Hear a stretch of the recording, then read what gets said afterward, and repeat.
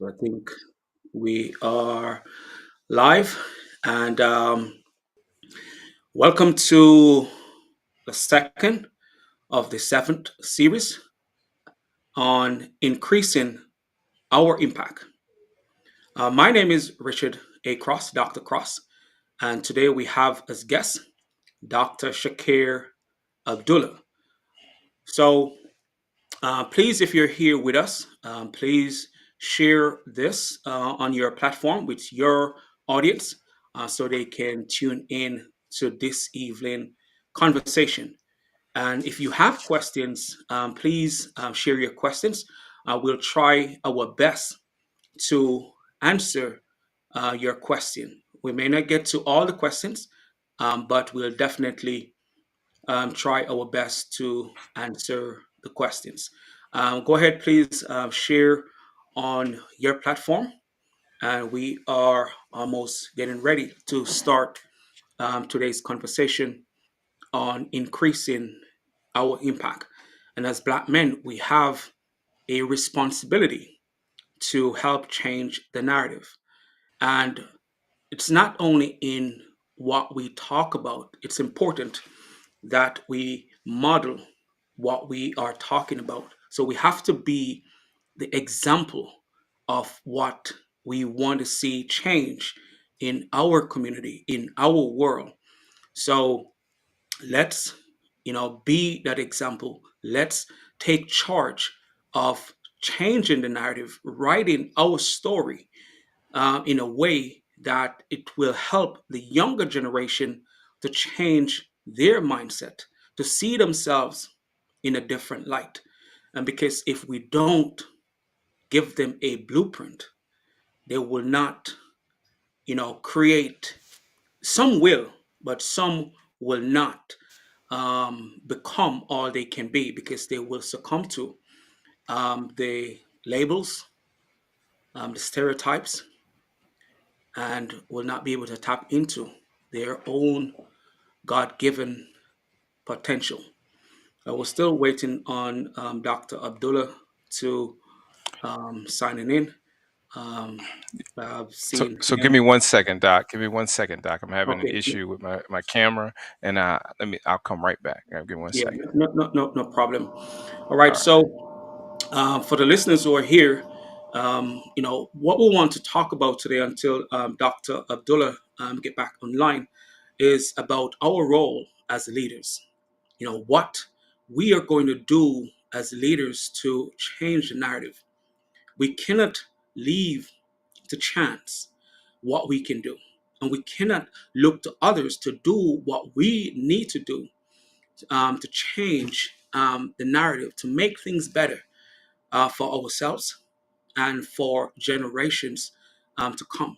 We are in the driver's seat, and even if we don't think we are, we are. So what we do influences others.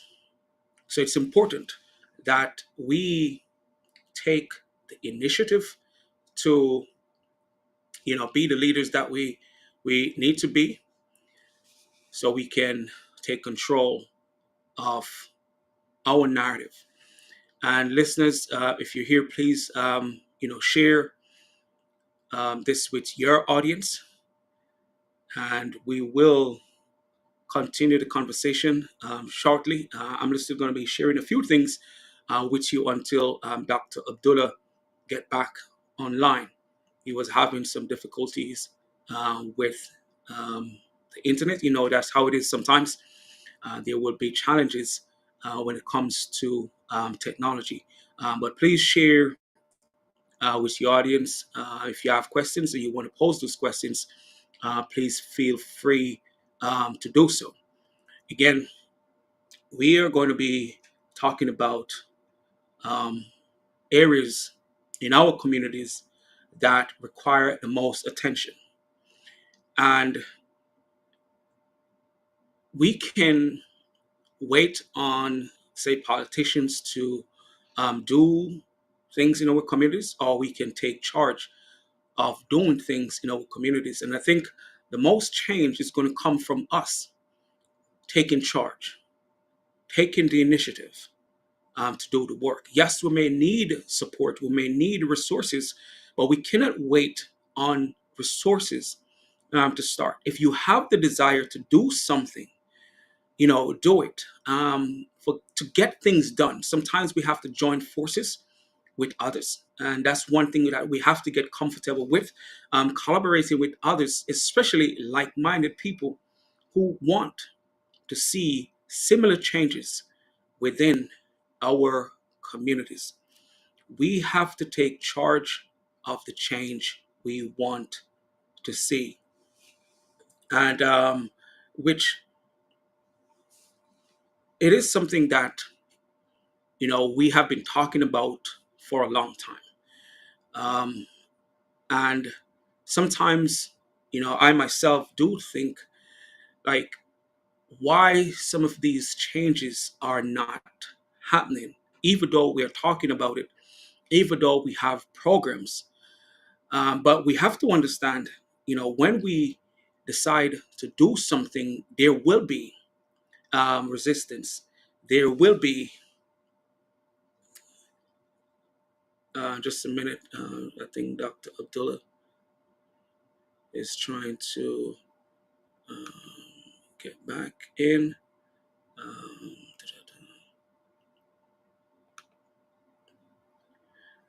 I'm not seeing, just 1 minute.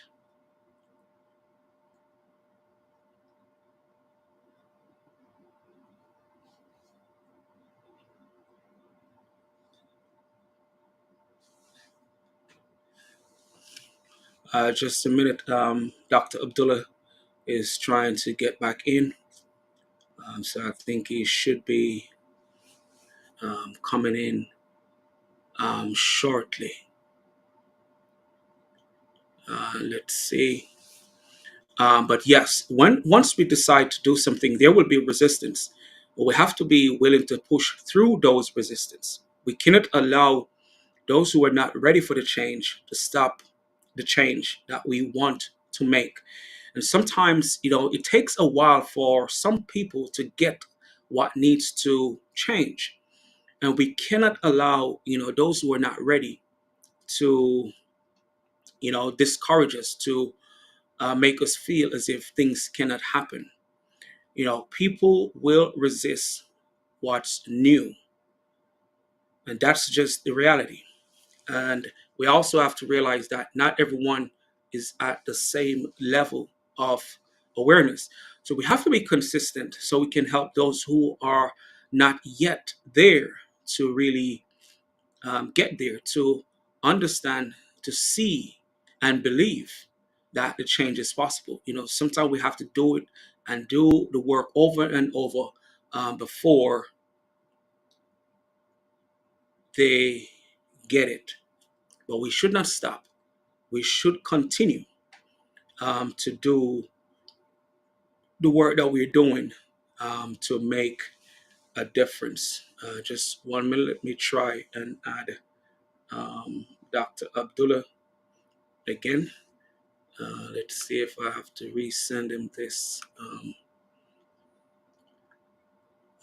Go ahead and please share with your audience um, this link, this conversation that we are about to engage in.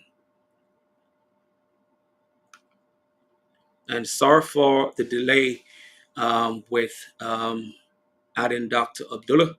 I think he should be coming back on shortly.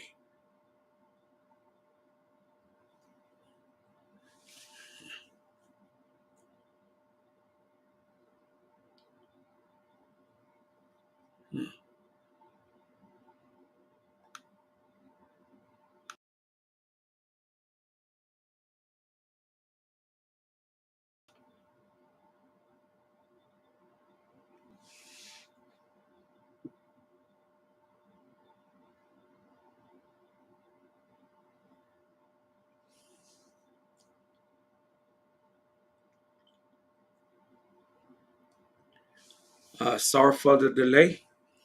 Um, which is Dr. Abdullah is still having a little bit of difficulty. Hopefully, he can get in. Um, but let's see.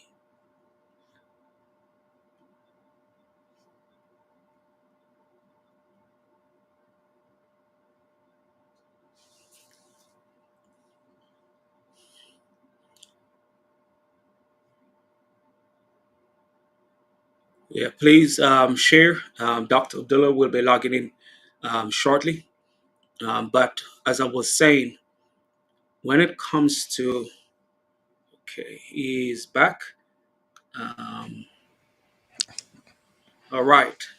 All right, So, all right. as Testing, testing. Are we good, brother? yes, hearing you loud and clear.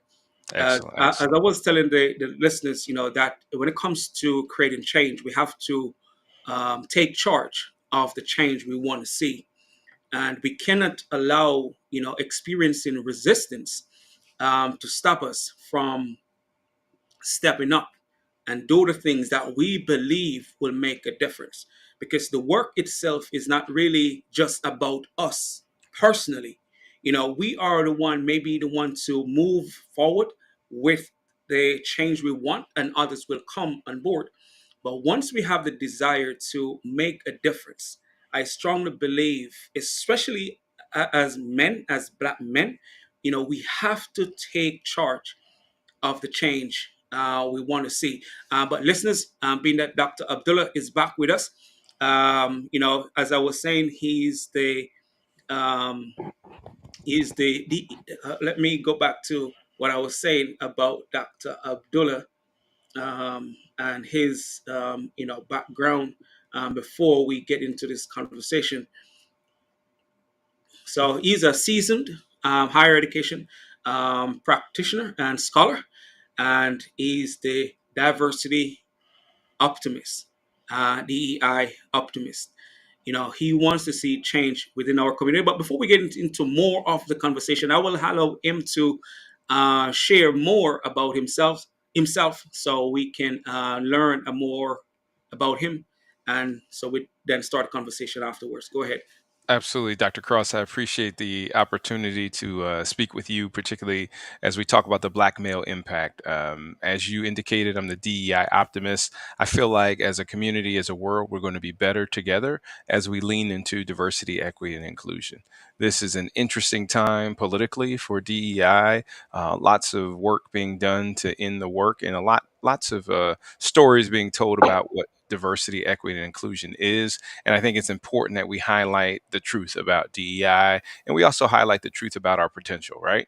Our potential is unlimited. We have to make sure that we stay connected. We have to make sure that we lead, and we have to make sure that we're engaged. I spent more than 20 years working in higher ed on areas of diversity, equity, and inclusion, student affairs. Um, Fundraising, doing all kinds of things related to success for students in higher education. The last few years, I've been working in my own company, Practical Diversity Associates, to help advance other organizations and their DEI goals and the projects and programs that they have. And so, what I'm really excited about is just really talking with you tonight about what our future looks like and how we can navigate that. I'm a father, I'm a son, I'm a brother, I'm a husband, I'm all these things. And I think it's important that we lean into who we are as men, as black men, and we have to tell our own story, or else other people will tell it for us. So I'm really excited about this opportunity to be here with you tonight and have this conversation, and looking forward to seeing where it leads. Man, that's great. It's a pleasure, having you here. And I've been seeing the work that you're doing Mhm. and the impact that you're having, within the various communities. Not just schools, but also in different organizations. And I know with the change with DEI today, I know you have been thinking a lot on how to really navigate the Yeah. landscape. Although we will go into maybe DEI a little bit, but we're still going to focus on how, as men, we can increase our impact. And that could also be a part of the DEI, which we have been hearing a lot of talks about. since the election. But my first question to you is, what does authentic leadership look like for Black men, and how we can embrace it in our daily lives? It's a great question. I think for Black men, authentic leadership looks different for every individual, right? We have to make sure that we're remaining true to ourselves, to our values, to the things that we appreciate and the things that we love. Not everybody can lead the same because not everybody has the same experiences. Not everybody has the same interests, the same desires, or the same constitution, right? We all have different makeups. We all have different ways in which we show up.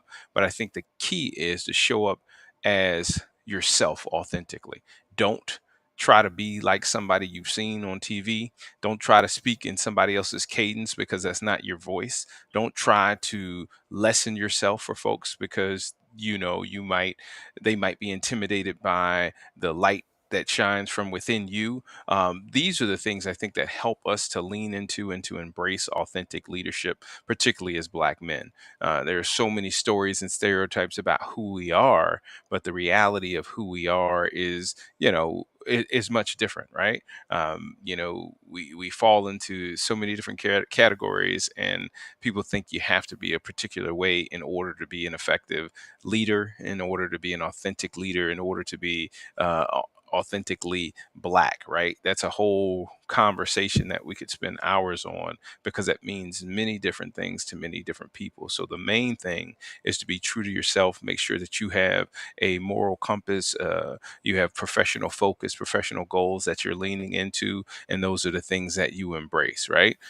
It's tough in this world of really being able to keep receipts and keeping track of what people said, because you're accountable for what you say, and people will go back and show a video of something that you said just a few years ago, and now you have to pivot and figure out what you did to pivot, right? What was it that made you pivot in terms of the things that you were focused on and the things that you were standing on? So it's really, really important that you stay true to what you believe.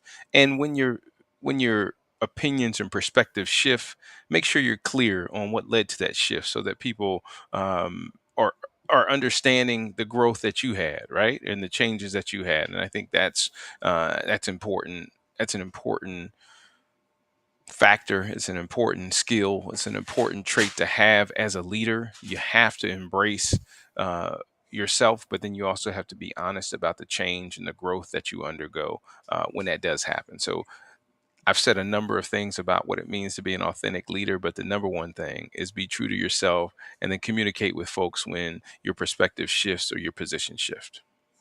And as I was listening to you share some good points that I think we really need to look into, especially as Black men, as we talk about being ourselves.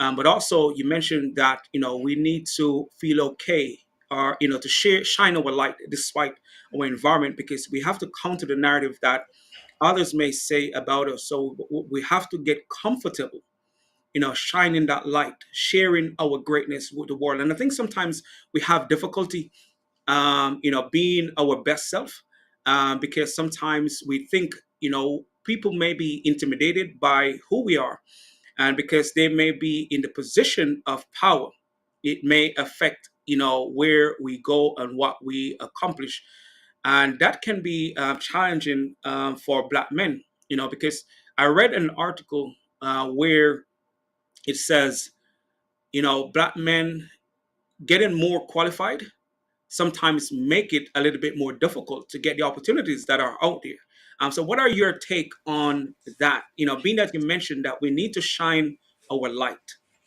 So I think it's a great point, and this is a reality that I think a lot of Black men go through. As leaders, you are, and in many cases you have to be highly qualified in order to move into your leadership roles, right? You have to overcome lots of stereotypes, like lots of obstacles. You've got to be able to articulate yourself. You've got to be able to prove your research. You've got to be able to show the work. You've got to be able to demonstrate that you are much, much more than qualified, because there is an assumption that you're not qualified, and then when you are qualified, you're overqualified, and there are some challenges that you have to overcome when you walk into those roles. Sometimes you walk into a space where people think they should be the only black man in that space, and it makes it difficult, right? It makes it difficult for you to support other leaders, and it makes it difficult for you to grow in those particular spaces, right? I think we all have different experiences, we all have different challenges, but the reality is that when uh, that intimidation factor comes into play, um, it's hard to overcome it, right? Because of the stereotypes and the history of what people have said black men are, and how we show up, right? I'm not a small guy by any means, and sometimes just my presence can be intimidating, right? Other times, I may have a grasp of a concept, and then the way that I share or articulate that can be intimidating. Or it could be that people like me, and they are singing my praises behind my back and I don't even know about it, and that can be intimidating for other folks, right? These are all real things that people experience. But what you can do as a leader, as a black man, is you can control what you can control. You control the controllables, right? You make sure that your work product is excellent. You make sure that you are always impeccable with your word. You make sure that you're impeccable with how you show up and how you engage. And those are the things that you can control. And if folks have other opinions of you, and if folks feel a different way or certain way about you, you can't control that, but you can continue to do great work and continue to do good work. And you lean into those things that you can control instead of worrying about, how somebody might feel because you're outshining them. You can't help that. And if you have to move on to another opportunity for that reason, then you can move on fully knowing that you did everything that you needed to do in order to shine in that particular role. And I think it's curious, really, the question that you asked when we look at some of the conversations that are happening politically about merit-based hiring and things like that. What does merit mean, and who is the one who determines it? What if someone who is less accomplished than you sets the standard for merit, right? That becomes a struggle. That becomes a struggle because you can never stoop to their level because you're already above them. So it's going to be interesting to see how definitions of merit play out in hiring and workplace opportunities and moving forward, I think, within the next few years. And man, you share some valid points right there. Because one of the things that I would pick from, because I'm going to get to the next part of the conversation, but I'm going to pick the one part from what you shared, because you shared a lot there, which is valuable. But you talk about, a black male want to be the only one in the room, and I think we have to move away from that. Especially if we want to see change, if we want to see growth within our community. Um, it's going to take a collective effort, Mhm. and it also helps the younger generation who is seeing us say, you know what, maybe I can be in that space as well. But if you only see one person, you may be saying, you know what, maybe they only like him or her. Right. You see what I'm saying? So we Mhm. have to be willing to support each other, and that's one thing that I do believe that needs to change. We shouldn't, not today, saying, I'm the only one there and be proud of it, like it is a badge of honor. We have to get past that where, oh, if I'm the only one here, I'm going to see how I can get other black males to be there, so we can have greater influence, not just because we want the numbers, but we also want to be that role model Absolutely. to those who are looking up to us. I'm going to ask my next question. What impact does representation have on breaking stereotypes and shifting societal narratives? So exposure, and they say sunlight is the best disinfection. Disinfectant. One of the things I think is important is that when we are exposed to different people, we're exposed to different perspectives and different ways of being, then we become used to and accustomed to seeing people in different roles. We don't relegate people to stereotypical roles or roles that we think are deemed for them. The more we have black male representation in leadership and support roles and mid-level roles and high-level roles and teaching roles and uh, counseling roles and whatever these roles are, the more black men we have in those spaces, the better we're able to serve young black boys, right? Because they get to see themselves in us. Right. If they don't see themselves in us, then they won't pursue the paths, the career paths, the service paths that we've all supported. And so I think it's really, really important that we have representation in every single space, every single place that we can possibly that can possibly exist. Right. The more representation we have, the more opportunities we're creating for those who are coming behind us. And I think it really is important for us to continue to tell our stories and to have opportunities like the Black Male Impact. Because if we don't tell these stories, if we don't model these stories, then folks won't know about it. Folks will be able to continue to live in their assumptions. And I think one of the things that's really, really critical is particularly for the young black men who don't have access to a father figure, don't have access to a mentor. They have to be able to see what we're doing. They have to be able to uh, understand that they can be like us one day, not tomorrow, not today, not today, but they can be like us if they do the things that we do or do the things that are required from them. Their path might be different, but they can get to the same location, especially if they know that that destination is attainable. So I think that's why representation is so significant. And that's a valid point with when it comes to exposure. They need to be exposed to what other black men are doing so they can see through, as you mentioned, through us, what is possible.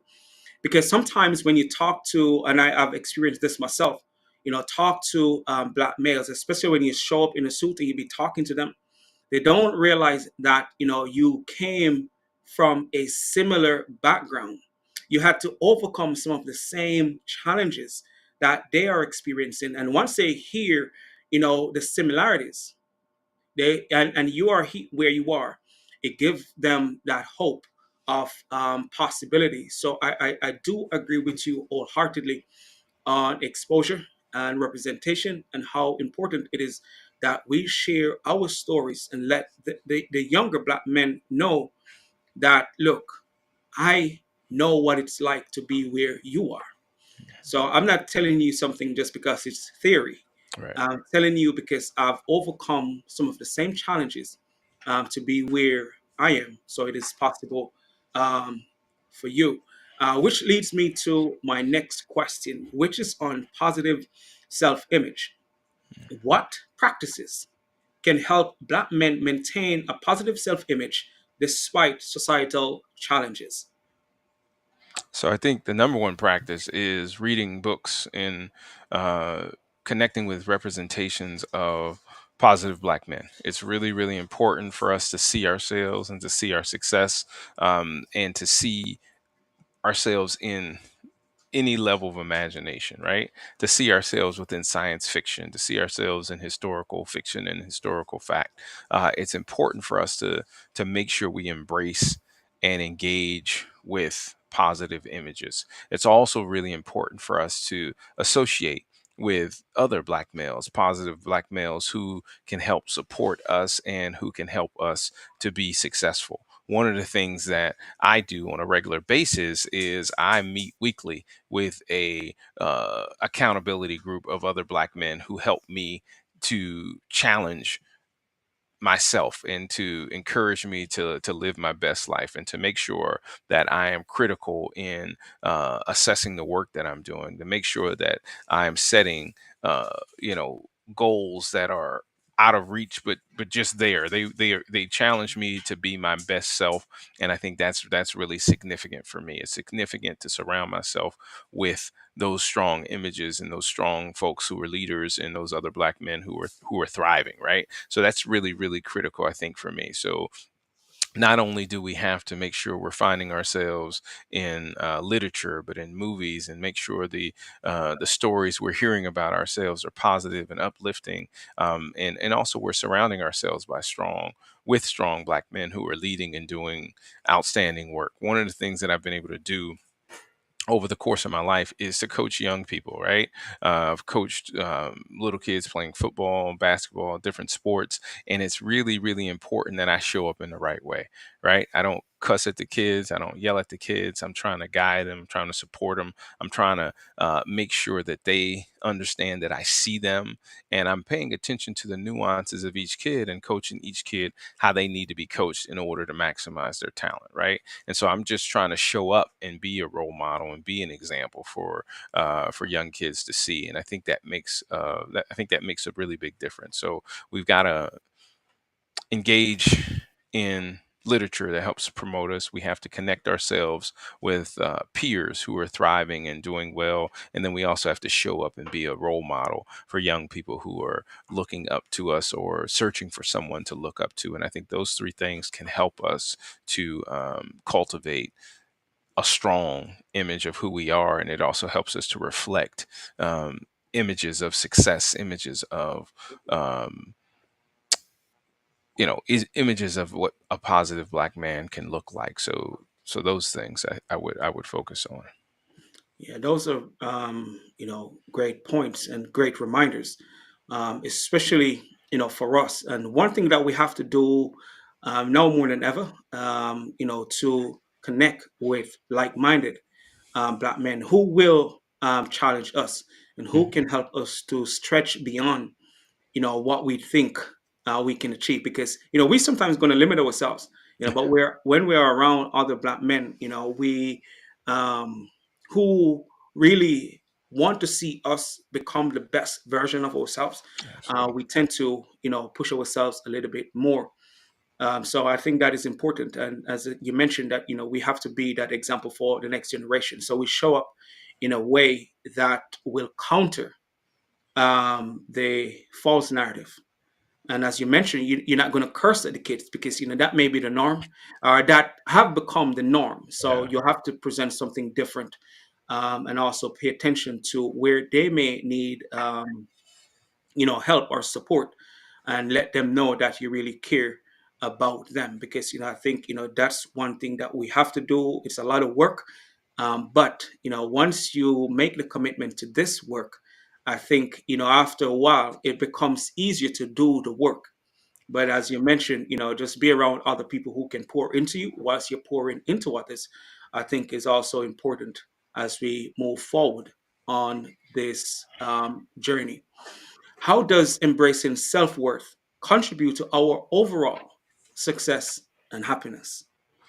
I think it's important and it's essential to do that. But before you can do that, you need to make sure that you are taking a realistic look at yourself, right? You have to make sure you're assessing your strengths and your weaknesses, and you have to lean into those things that can help you maximize those. Um, I've had some coaching sessions and one-on-one coaching sessions that help me to navigate through some of the struggles and the sticking points in my life, and I think that helps me to improve my self image, right? Having those conversations and making sure I'm being reflective, making sure I'm keeping track of my successes and my failures, and understanding, what were some of those barriers, what held me back from being my best self, what is keeping me stuck in a different place, right? So I have to do that self-reflection on a regular basis, and then that helps me to develop a positive self-image because I understand what the challenges were, but I also understand the path forward. So I think to develop a strong self image is not something that you can just pull out of the air, right? I don't think it's helpful or healthy to just create a fake image of who you are. You have to be realistic, and you have to have those hard conversations with yourself or with someone else who can help you work through those hard conversations, because what it allows you to do, it allows you to be your best self, and it keeps you from lying to yourself about who you think you are, right? You have to be brutally honest. And when you have those honest conversations, and when you lean into who you are, the shortcomings and all, it helps you to thrive and helps you to become the best version of yourself. That I will touch on reflection, because I don't think that is something that we talk about a lot. Mm, But it comes up in conversations now and again. From when I talk to people. But I think reflecting on our journeys, as you mentioned, reflecting on the wins and also the challenges that we have overcome. I think it also reminds us that if we're dealing with situation in the present moment, it can say, look, man, you have overcome a challenge similar, so you have it in you to overcome this challenge. Because I think sometimes we forget in the moment when we're dealing with challenges that, man, you have what it takes absolutely. to overcome those challenges. So that point is very, very important, especially as we go forward on this journey, and especially when we have the ambition and desire, to do meaningful and impactful work. Because meaningful and impactful work do take a lot. And Mhm. sometimes we have to remind ourselves that it is possible to go through whatever challenge we are dealing with. And so I want to ask this question, being that we're talking about self-image and leadership and stuff like that. So my thing on role models and why it matters. So the question to you is, why is it important for Black men to actively mentor the next generation? I think we have a debt that we have to pay, right? We didn't just show up and we didn't make it to these levels of success on our own. Anybody that tells you that they're self-made is not telling the truth, right? We are the fortunate ones. We are the ones who made it. And so the price of our success is to make sure that we are laying the path and creating a foundation for other success to come behind us, right? We as black men, when we see each other, some of the best compliments you can give each other, man, are like, hey, I see you shining, brother, or you got it, brother. Somebody give you a compliment, you deflect that compliment, be like, nah, man, that's you, that's you. And the reality is, what we're trying to do is make sure that we recognize each other because we see each other, but Yeah. we need to make sure that the young people see us and they know that this is the way. The way is to be successful, but then the way is to make sure you acknowledge the success of your peers and that we show the success and show people what's possible, right? I think it's important for us to help people understand that it's not the the Biggie Smalls dichotomy. And I say the Biggie Smalls dichotomy because he said, you either got a wicked jump shot or you selling crack rock. That's not the dichotomy that we have to deal with. That is a reality that some people experience, but the reality is that there are multiple paths to success, and we have to make sure we demonstrate all of those various paths to the young people who are watching us, particularly young black men and women who are watching us. Yeah, we have a debt to pay, as you stated. And we didn't get to where we are by ourselves. As I remember when I just started this journey to empower Black males. I remember the thought came to me, and when I was talking about it, that we have an obligation to empower the next generation. It's not, if you're going to do it, we have an obligation, especially when we start to think about what those before us have done, so we can be in the positions that we are in today. Some people lost their lives, so we can be in the positions that we are in. So it's on us. It is something that we should not take lightly. We should see this as a responsibility that we look forward to each day to do, to empower, to inspire, to motivate, to encourage those who may not have the hope, those who may not have people around them, to encourage them. I think, show up by showing up every day and being that example, be that encouragement, be that inspiration. I think it is something that we should look forward to, because I came across a quote some time ago, like encouraging others or pouring into others, it's like magic dust. Once you pour, sprinkle it on others, some is going to blow back on us. So helping people, help you. You're helping yourself at the same time. So we can't lose, by helping people. But it is something, as you mentioned, man, we have to see it as a debt we have to humanity, especially to black males who sometimes succumb to the labels and the stereotypes that, we are all exposed to. So we do have that obligation to empower the next generation. So my next question to you is, and you may have said some answer this question, to some extent, in what you have shared earlier. But what action can we take to consistently set a positive example for young black boys? I think we have to show up.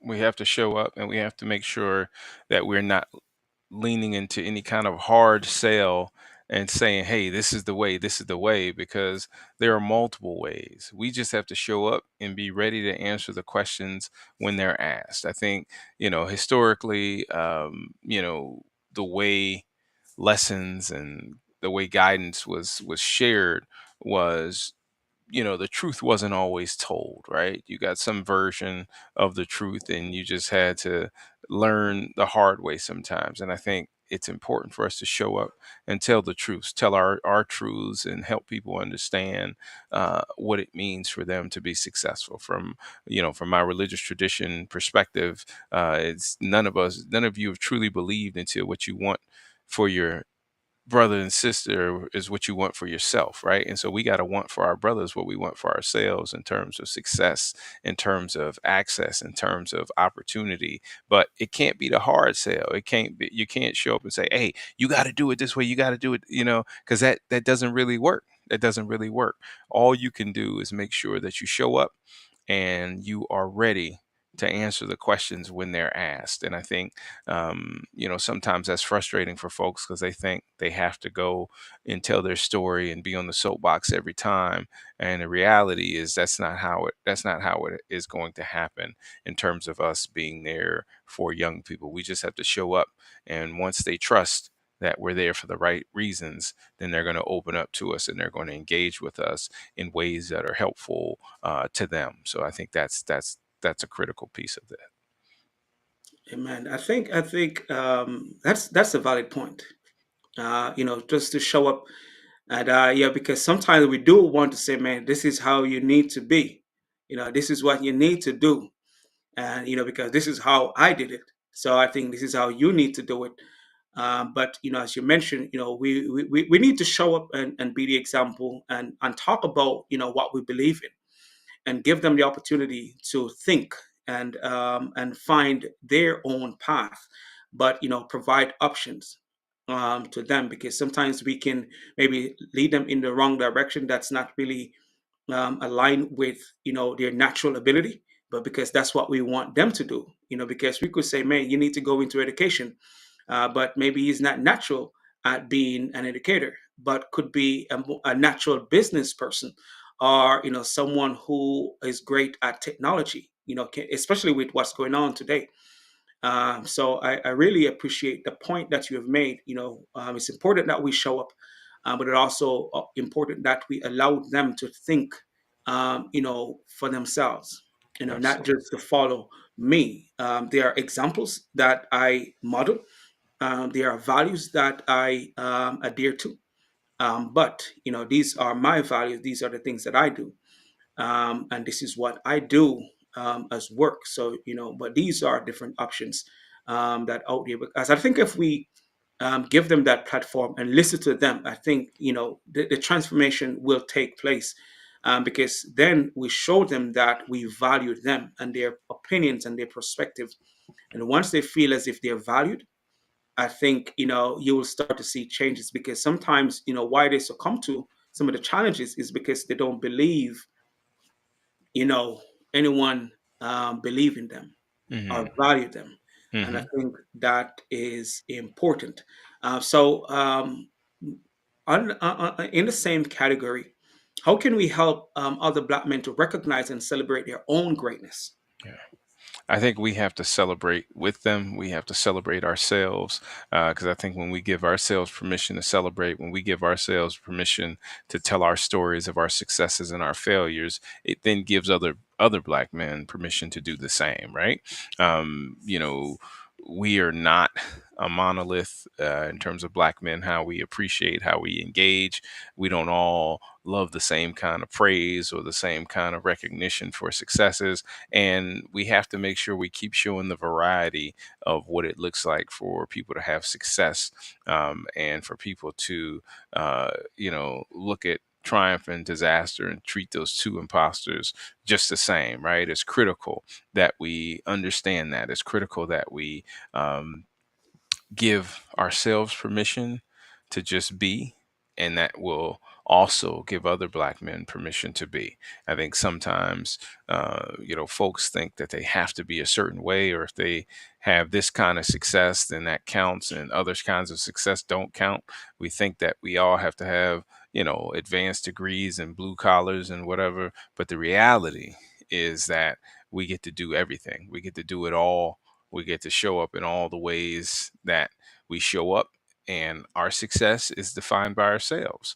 And that's what we have to lean into, right? We have to make sure we're not trying to keep up with every brother, because success for one looks different than success for another. And I think that's important. But we just have to make sure we give everybody the permission to celebrate by celebrating our own successes when they happen.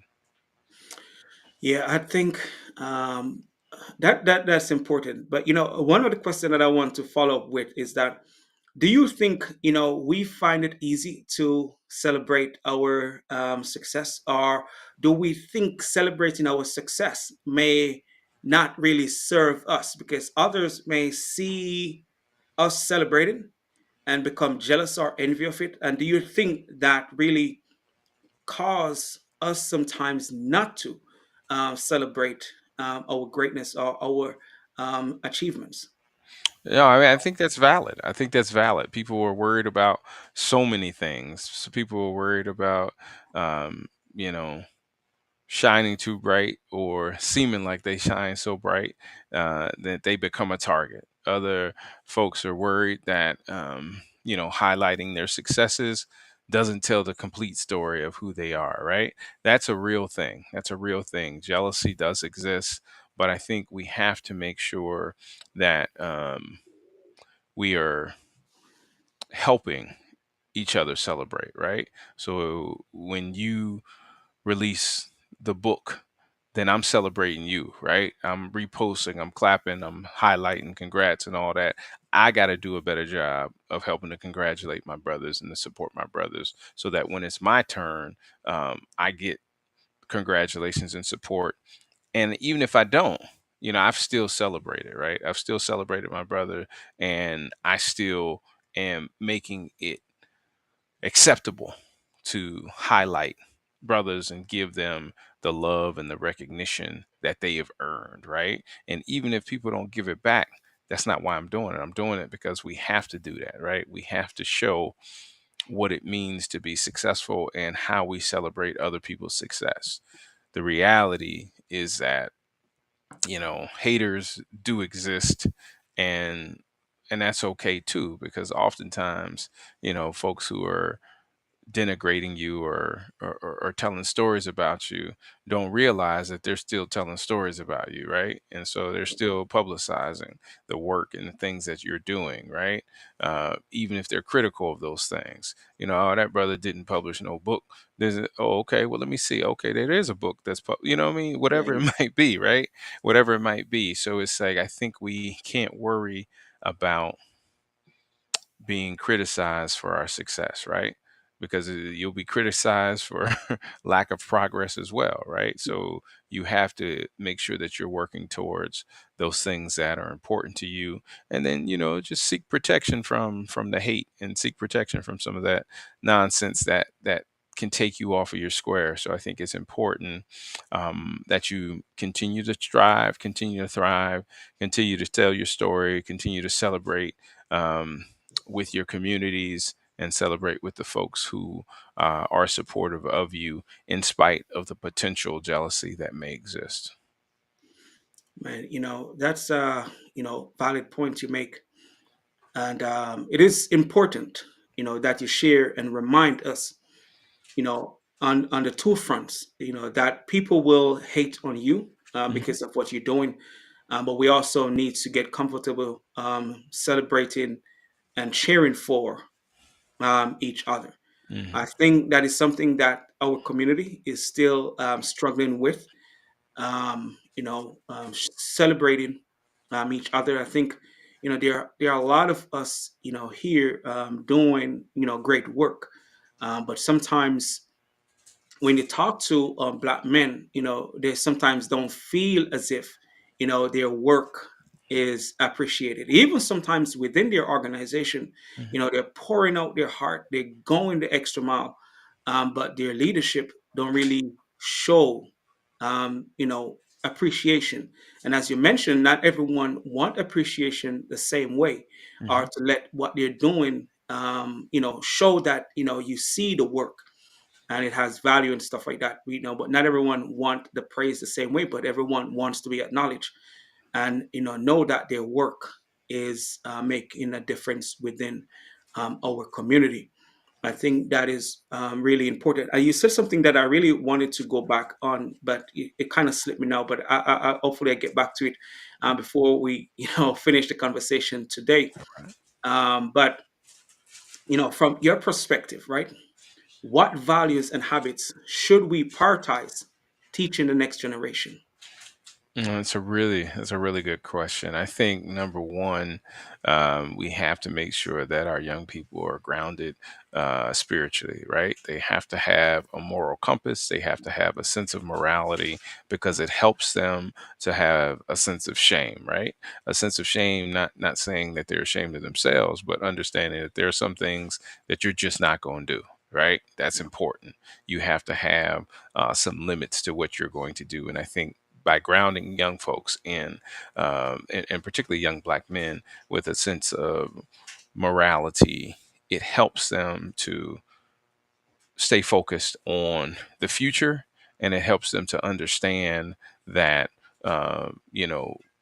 you're working in two directions, right? You're working for the here and now, but you're also working for a future that's to come yeah, from your hard work. And I think that's important because sometimes young people, live for the moment and aren't always thinking about the consequences of their actions, right? Especially in this social media world where everything can be broadcast around the world yeah, in a minute, and you react to something emotionally, then you've put yourself in a position to not be successful in the future because you let a spur of the moment issue impact your whole life, right? And so you give them that grounding, they have a moral compass, they can follow that compass, and they can go back to it when things become questionable, right? So I think that's important. And it also, again, like I said, helps them work not only for today, but it helps them to work for the future. So I think that's one value to instill in our young people. I think it's also important to help instill the value of hard work in folks. And when I say hard work, I'm not saying you've got to uh, go out and labor in the fields or anything like that. What I'm saying is you have to put in the work to get results. So if that work is shooting a skit and posting it, and you get followers and resources and money from that, then great, that's it. But you still have to put in the work in order to get the results, right? And I think that's important too, particularly because we have a school system that requires you to go through 12 or so years to get through high school, and then beyond, right? So you've got to put in some work and appreciate the value of putting in hard work. So I think a strong moral compass and a strong spiritual foundation is one thing. The value of hard work is another value that we need to instill. I think the other piece is the value of clear and concise communication, right? We have to help our young folks be able to communicate across generations, right? It's one thing to be able to communicate with your peers and slang and short letters, but you've got to be able to articulate to other generations, folks who are older than you, folks who are coming behind you, in ways that allow you to be clear on who you are and what you need. So I think if you focus on those three things, strong, clear communication, the value of hard work, and a strong spiritual foundation, I think those three things can be uh, a really significant grounding force in laying the path for future success.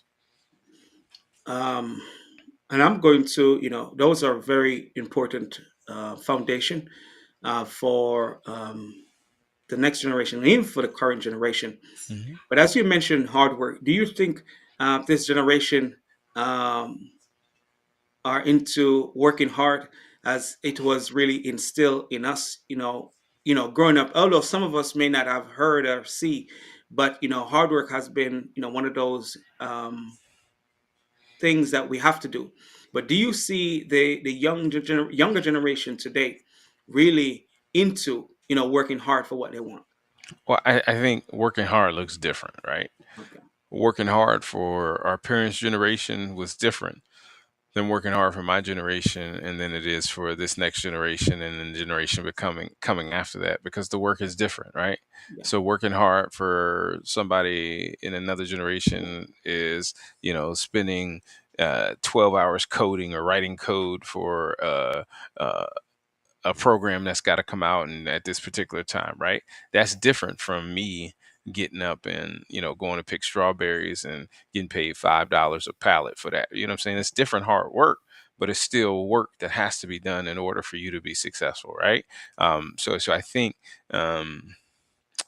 we can't ascribe the same things across generations, because times and resources and opportunities have changed so much, and they change so quickly now that hard work looks different. Yeah, I can agree. But as I believe hard work is hard work. As you mentioned with coding, they may have to spend 12 hours, working on the project. It's Mhm. it's it's about going the extra mile for the things you want, not just wanting it, but be willing to put in the work. As I said earlier today, which I shared on my platform, is like we have to be willing to win in the areas that we can win in, so Mhm. go the extra mile and do the work that is necessary Yep. until we can win in the areas that we want to win in. But we have to put in the work because you can't escape the work in any area you are in. You have to be willing to put in the work to achieve the things that you want. But before I ask my final question, what is the most impactful way to encourage young Black men to believe in their potential?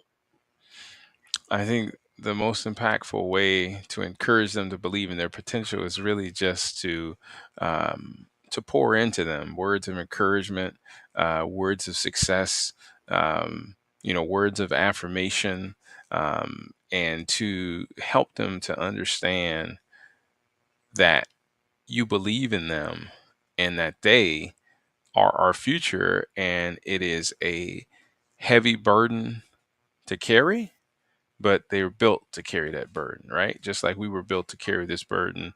And even if it feels unbearable at sometimes, we have the constitution to be able to bear the burden of the next generation.